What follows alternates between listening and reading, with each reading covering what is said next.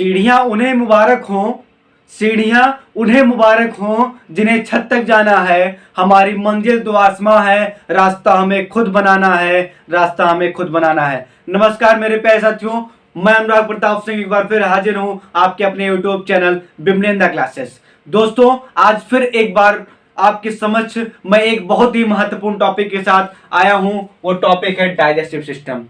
ये एक ऐसा टॉपिक है जो हर कंपटीशन में, हर एक एग्जाम में कम से कम 2 नंबर का पूछा ही जाता है। आज के इस लेक्चर में हम 2 नंबर कवर करेंगे।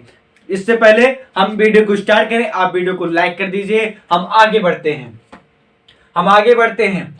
डाइजेस्टिव सिस्टम का हिंदी मीनिंग क्या होता है, सबसे पहले हम ये जान लेंगे। डाइजेस्टिव सिस्टम का हिंदी मीनिंग होता है पाचन तंत्र। पाचन तंत्र कहते हैं इसे हिंदी में, और ये मुख्यतः 5 भागों में संपन्न होता है। कितने भागों में? 5 भागों में संपन्न होता है। कौन कौन सा भाग है ये हम बताएंगे आपको। पहला आपका है इंजेशन। अब इंजेशन क्या होता है? इंजेशन क्या होता है? इसे कहते हैं हम अंतःग्रहण। हिंदी में कहेंगे इसे अंतःग्रहण कहेंगे, अंतःग्रहण कहते हैं हिंदी में। अब बात करते हैं इंजेशन की। जैसा कि आपको पता होगा कि भोजन हमारा मुख से ही पचना स्टार्ट हो जाता है। ठीक है, पाचन की क्रिया जो है हमारे मुख से ही स्टार्ट हो जाती है। जब हम भोजन को अपने मुख में रखते हैं उसे कहते हैं अंतःग्रहण। क्या कहते हैं? उसे अंतःग्रहण कहते हैं। आप कुछ लोग ऐसे हैं जो कहते हैं कि जब हम भोजन करते हैं हमारे पेट में जाता है तब वहां पाचन की क्रिया स्टार्ट होती है, लेकिन ऐसा नहीं होता है। अगर आपको ज्ञात हो कि आप कभी कॉटन कैंडी यानी कि बुढ़ी के बाल या फिर सोन पापड़ी खाए हो मिठाई में, तो वो जब मुंह में रखते ही गलना स्टार्ट हो जाता है, जिससे तात्पर्य यह है कि जो हमारी पाचन की क्रिया है हमारे मुख से ही स्टार्ट हो जाती है, मुख से ही स्टार्ट हो जाती है। अब दूसरी पॉइंट की बात करेंगे। ये तो पहला पॉइंट था हमारा पाचन में। दूसरा पॉइंट क्या है? दूसरा पॉइंट है आपका डाइजेशन। डाइजेशन यानी कि भोजन को तो हमने ग्रहण कर चुका है, ठीक है, ग्रहण कर लिया है। अब बात करते हैं किसकी? पाचन की। पाचन इसका कैसे होगा?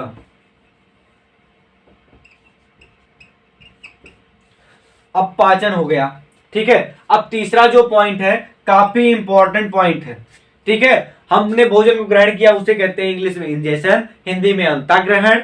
इसके बाद जब उसका पाचन क्रिया स्टार्ट होता है उसे इंग्लिश में कहते हैं हम डाइजेशन। क्या कहते हैं उसे? डाइजेशन, और हिंदी में कहते हैं पाचन। तीसरा पॉइंट देखिए आप लोग, एब्जॉर्प्शन। हिंदी में, इंग्लिश में कहते हैं इसे एब्जॉर्प्शन, इंग्लिश में कहते हैं, और हिंदी में कहते हैं अवशोषण। अवशोषण, ठीक है। ये काफी इंपॉर्टेंट टॉपिक है आपका, इसे मैं स्टार्ट देता हूं। ये काफी इंपॉर्टेंट है परीक्षा व्यू से, ठीक है। यहां से कई प्रकार के प्रश्न पूछे जाते हैं। पहला प्रश्न आपका पूछा जाता है कि अवशोषण की क्रिया कहां होती है। पहला प्रश्न पूछा जाता है अवशोषण की क्रिया कहां होती है, तो आप लोग बताएंगे स्मॉल इंटेस्टाइन में, जिसे हिंदी में कहते हैं हम छोटी आंत।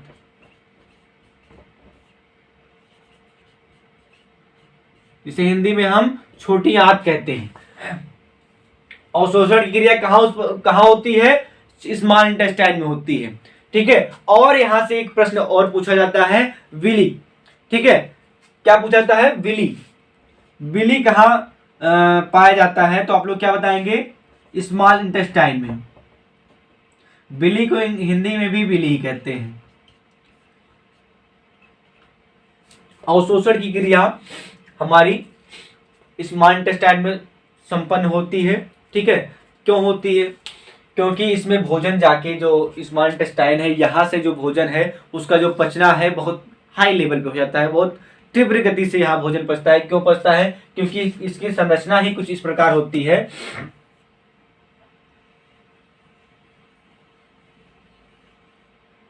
इसकी संरचना ही कुछ इस प्रकार होती है कि इसमें कुछ इस प्रकार के विली पाए जाते हैं। क्या पाए जाते हैं? विली पाए जाते हैं, जिससे जब भोजन हमारा यहाँ से जब पास होता है, यहाँ से जो फूड पार्टिकल्स हैं हमारे पास होते हैं, तो यहाँ पे अवशोषण की क्रिया, इससे क्या होता है, टकराते हुए निकलते हैं। जब इससे टकराते हैं तो इसमें जो फूड पार्टिकल्स में जो प्रोटीन विटामिन होते हैं उसे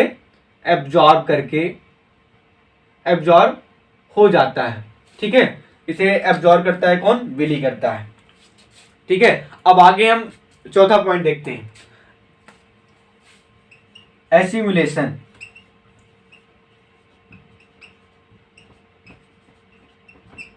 एसिमुलेशन को हिंदी में क्या कहते हैं? स्वांगीकरण।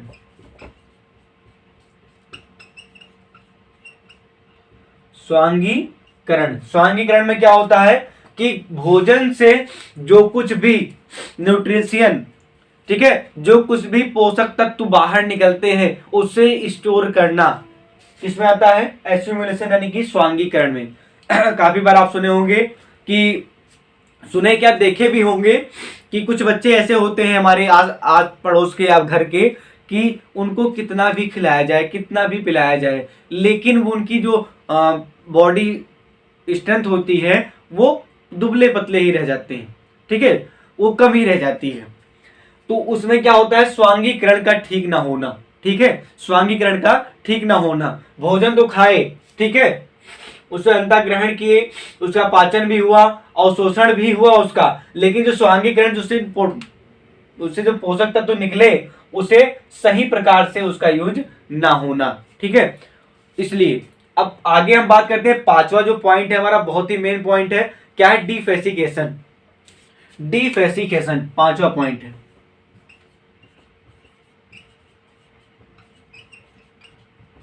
डिफेसिकेशन, जिसे हम कहते हैं मल त्याग।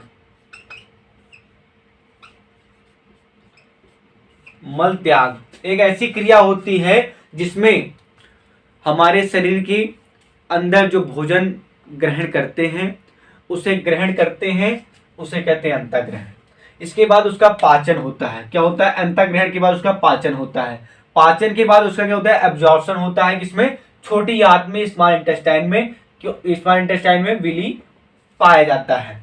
इसके बाद एसिमुलेशन होता है, उसमें जो न्यूट्रिशन है, फैट, विटामिन, मिनरल्स वगैरह, उसको स्टोर कर लिया जाता है। ठीक है, इसके बाद जो अवशिष्ट पदार्थ हैं, जो वेस्ट प्रोडक्ट हैं, कैसे प्रोडक्ट? वेस्ट मटेरियल है।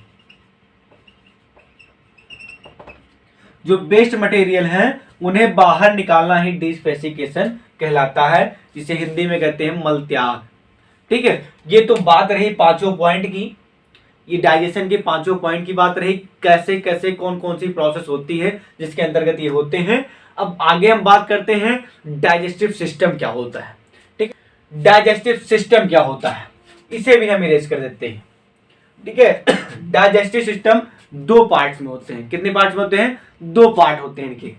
ये देखेंगे, बहुत इंपॉर्टेंट टॉपिक है, आप इसे मिस मत कीजिएगा। अगर आप देख चुके हो और इस वीडियो को देख रहे हैं, अच्छा लगे तो वीडियो को लाइक कीजिए और इसे अपने मित्रों के साथ भी शेयर कीजिए। ठीक है, कोई भी अंधकार में रहे ना, शिक्षा की ज्योति हर जगह पहुंच जाए, हर जगह उजाला करे, एक ऐसा कार्य कीजिए। चलिए हम आगे बढ़ते हैं डाइजेस्टिव सिस्टम के बारे में। इसे कहते हैं हम, पहला जो होता है एलिमेंट्री कैनाल।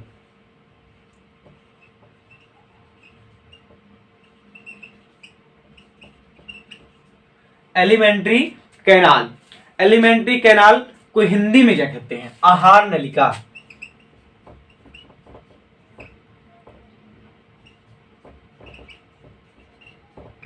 जिसे हिंदी में आहार नलिका कहते हैं। एलिमेंट्री कैनाल, आहार नलिका। और दूसरा आपका क्या पॉइंट है? Digestive gland.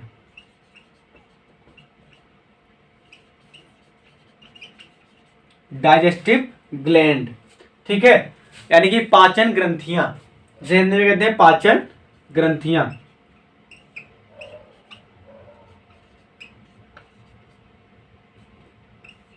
जिसे हिंदी में बच्चों पाचन ग्रंथियां कहते हैं। ठीक है, अब बात करते हैं हम पहले आहार नलिका की। ठीक है, यहां से हम स्टार्ट करेंगे, एलिमेंट्री कैनाल से स्टार्ट करेंगे, इसके बाद हम बात करेंगे डाइजेस्टिव सिस्टम की। अब देखते हैं एलिमेंट्री कैनाल में क्या क्या होता है। ठीक है, यहां से किस प्रकार के प्रश्न पूछे जा सकते हैं। इसमें हम ये देखेंगे डाइजेस्टिव सिस्टम से किस प्रकार से प्रश्न पूछे जा सकते हैं। ठीक है, कैसे कैसे प्रश्न बनते हैं ये भी हम आपको बताएंगे, लगातार जुड़े रहिए। बात करते हैं एलिमेंट्री कैनाल यानी कि आहार नलिका की। सबसे पहले यहां से प्रश्न उठेगा तो क्या उठेगा, थिंकिंग कीजिए, सोचिए। सबसे पहले यहां से प्रश्न उठेगा तो ये उठेगा इसकी लंबाई कितनी होती है, आहार नलिका की लंबाई कितनी होती है, तो आपको बताना है। अगर आपको पता है तो आप कमेंट बॉक्स में जरूर लिखें। ठीक है, 9 मीटर। ठीक है, 9 मीटर यानी कि 9 मीटर होती है इसकी लंबाई। ठीक है, कितनी होती है, 9 मीटर लंबाई होती है। अगर आपको ऑप्शन में मीटर नहीं दिया गया है, फिट दिया गया है, तब कितनी फीट होगी, 33 फीट। ठीक है, 33 फीट। ठीक है, ये पहली क्वेश्चन हो गया, पहली चीज होगी। अब इसके बाद बात करते हैं हम एलिमेंट्री कैनाल के बारे में। अब धीरे धीरे हम पढ़ेंगे। इसमें जो पहला पॉइंट होता है इसका किसका होता है, पहला पॉइंट जो होता है वो होता है माउथ कैविटी। ठीक है, mouth cavity, mouth cavity. Mouth cavity को हम बक्कल कैविटी के नाम से भी जानते हैं और इसे हम माउथ कैविटी के नाम से जानते हैं। ठीक है, ओरल कैविटी के नाम से जानते हैं। Mouth cavity, buccal cavity, oral cavity, ये तीनों एक ही चीज है। ठीक है, अब इसे हिंदी में क्या कहते हैं, हिंदी में इसे कहते हैं मुख गुहा।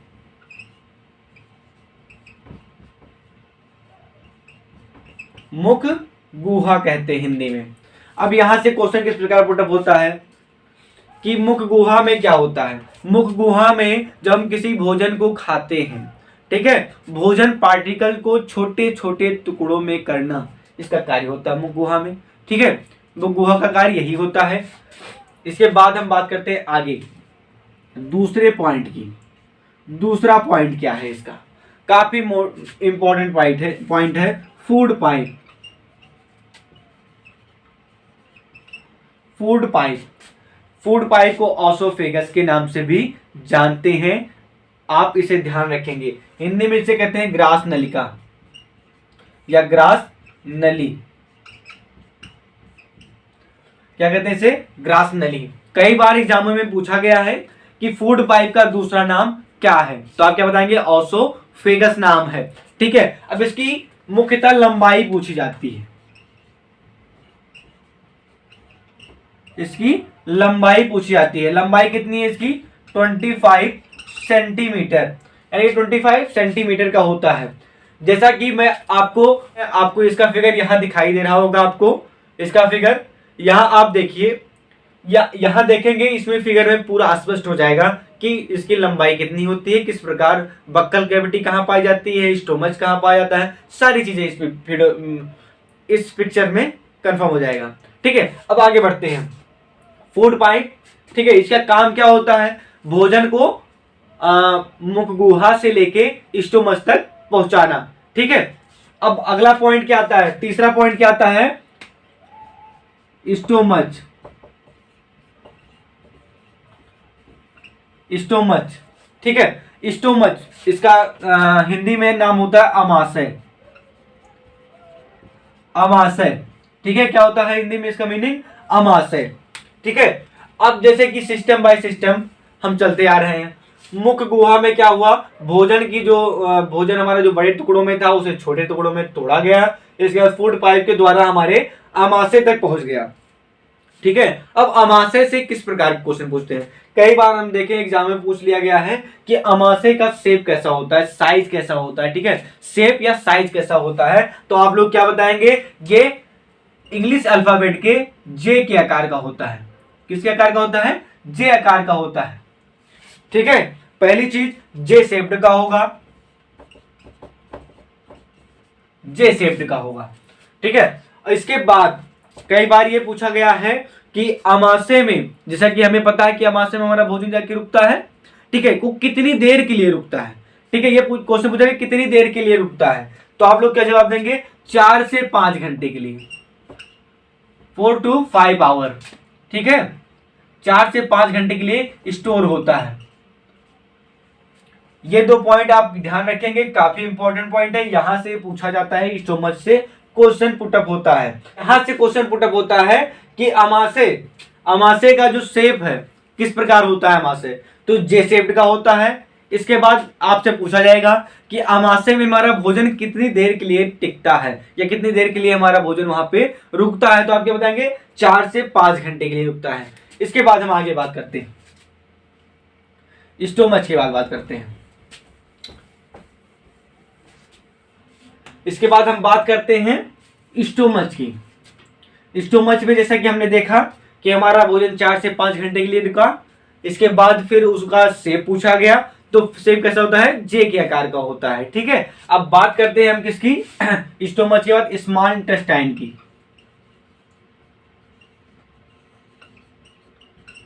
स्मॉल इंटेस्टाइन जिसे हिंदी में क्या कहते हैं, छोटी आंत,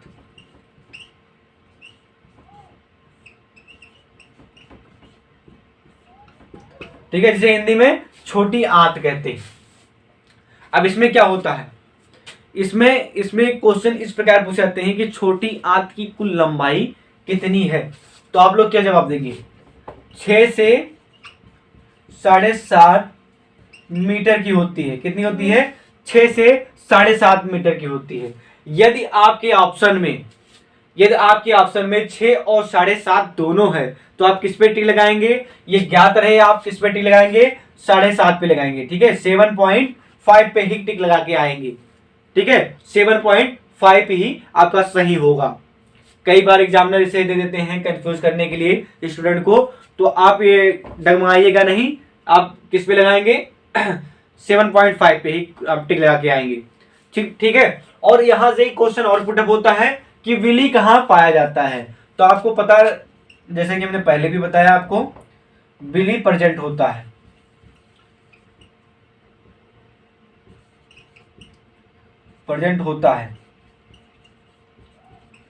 ठीक है। विली कहां पाया जाता है, स्मॉल इंटेस्टाइन में पाया जाता है, ठीक है।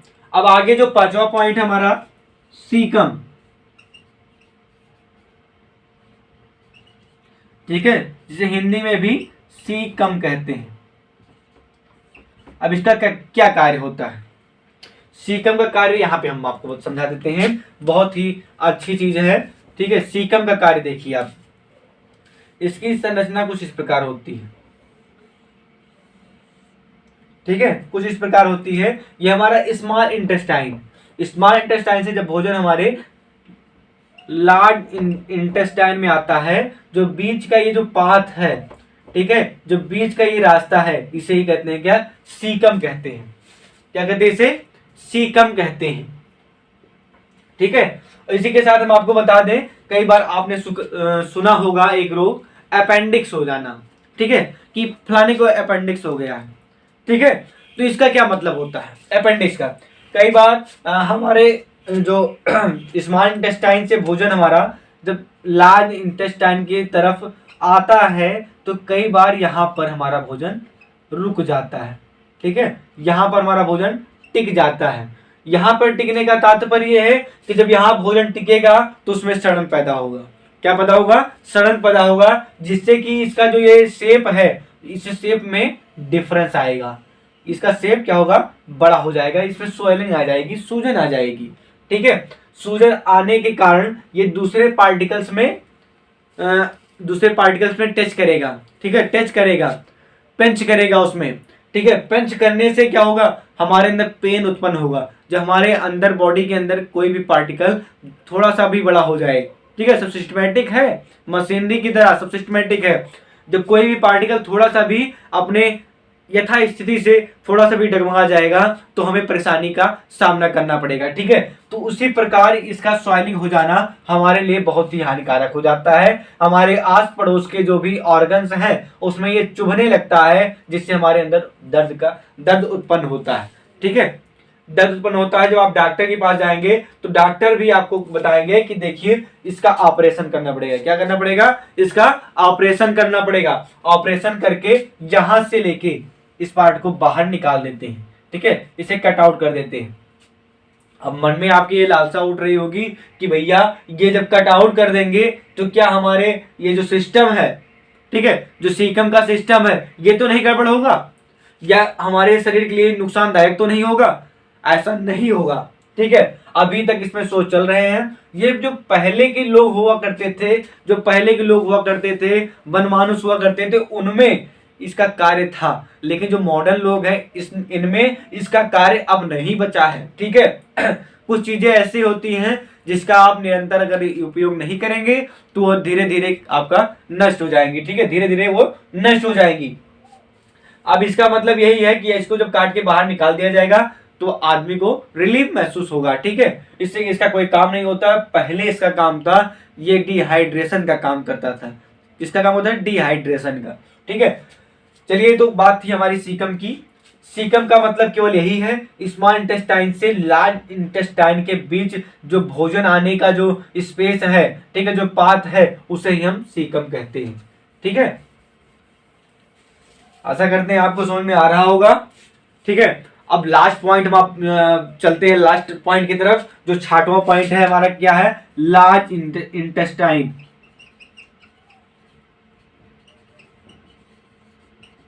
लार्ज इंटेस्टाइन जिसे कहते हैं बड़ी आंत,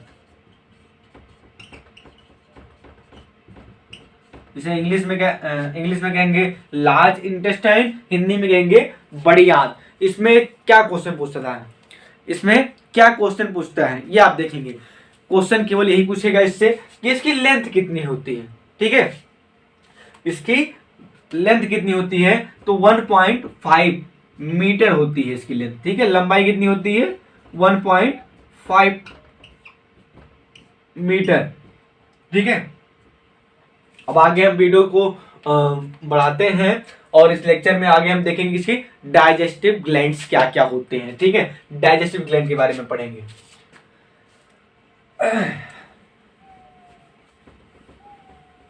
तो अब बात करते हैं किसी डाइजेस्टिव ग्लैंड की।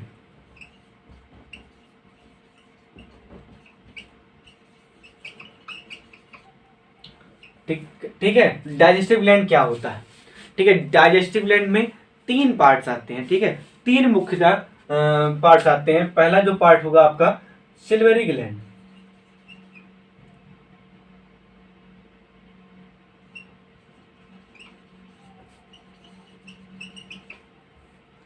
सिल्वरी ग्लैंड्स, ठीक है। सिल्वरी ग्लैंड्स में क्या होता है, ठीक है।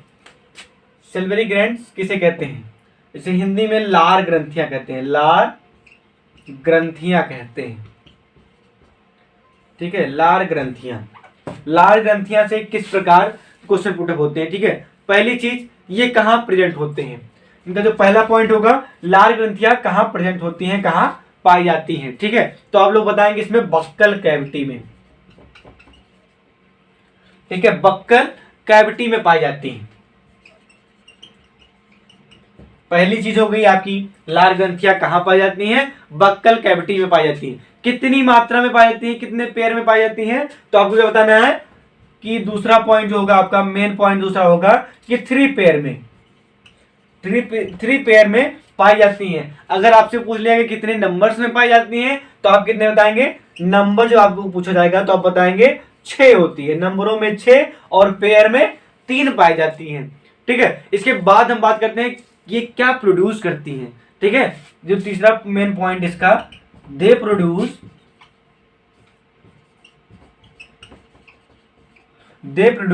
Saliva,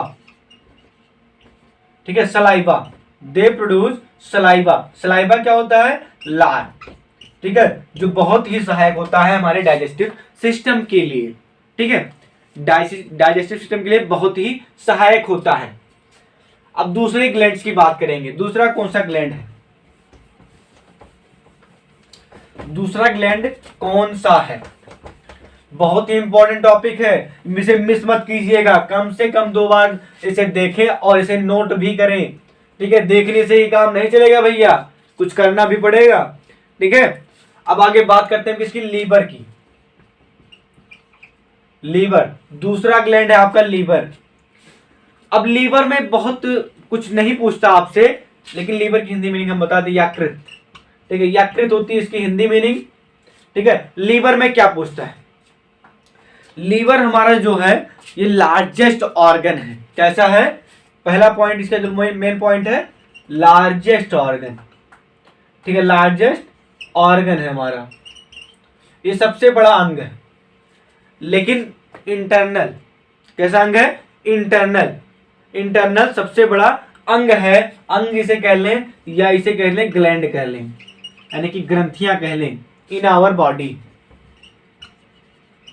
in our body, longest gland in our body. ठीक है, अगर आपसे एक क्वेश्चन हम पूछ लें आपसे, या आप ये बताइए कि इस शरीर में, मानव शरीर में सबसे बड़ा अंग कौन सा है? ठीक है, मानव शरीर में सबसे बड़ा अंग कौन सा है? यदि आपको पता है तो मेरे आंसर बताने से पहले आप कमेंट बॉक्स में लिख दीजिए। ठीक है, कौन सा है? तो आपको क्या बताना है? स्किन। ठीक है, त्वचा। त्वचा, मानव शरीर में सबसे बड़ा अंग त्वचा है, स्किन है। ठीक है, अब बात करते हैं हम इससे आगे बात करते हैं लीवर में। लीवर में बहुत ज्यादा कुछ नहीं पूछता है। देखिए, एब्डोमिनल, एब्डोमिनल में प्रेजेंट होता है। ठीक है, एब्डोमिनल में ये प्रेजेंट होता है। कितनी चीजें क्लियर हुई? अब कुछ चीजें ऐसी कि लीवर का जो वेट है वो कितना है? वेट कितना होता है लीवर का? लीवर का वेट कितना होता है? लीवर का वेट 1.2 kg टू 1.5 kg तक होता है। ठीक है, 1200 ग्राम से लेके 1500 ग्राम तक का होता है। ठीक, ये क्या प्रोड्यूस करते हैं? चौथा बहुत ही मेन पॉइंट है, दे प्रोड्यूस बाइल जूस। ठीक है, ये बाइल जूस को प्रोड्यूस करते हैं। तो आज के लिए इतना ही, आज के लिए शायद इतना ही काफी होगा आपके लिए। इसी के साथ अगर आपको वीडियो पसंद आई हो तो दबा के लाइक कीजिए और ज्यादा से ज्यादा शेयर कीजिए। बहुत बहुत धन्यवाद।